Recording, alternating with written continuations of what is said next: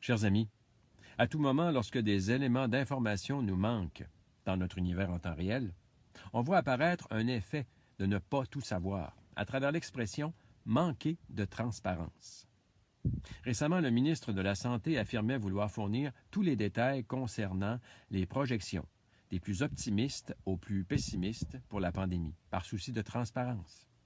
Je lisais dans le journal, des parents dénoncent l'opacité des informations données par leur commission scolaire au sujet des cours et de leurs enfants. Comme disait un de mes anciens confrères au séminaire, nous vivons dans une maison de verre. Il nous faut tout voir, tout savoir, tout entendre de ce qui se fait, se dit en public et dans les médias.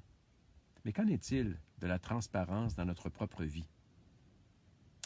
Ce désir, cette obsession d'exposer tous les détails du processus de décision ou de la recherche au sujet de la progression de la pandémie, est-ce que ce n'est pas, au fond, un moyen facile d'éviter d'entrer en nous-mêmes pour démasquer ce qui est obscur dans notre propre existence? Lors de son sermon sur la montagne, Jésus a invité ses auditeurs à faire preuve de transparence en ce qui concerne la prière. Quand vous priez, ne rabâchez pas comme des païens qui s'imaginent qu'à force de paroles, ils seront exaucés.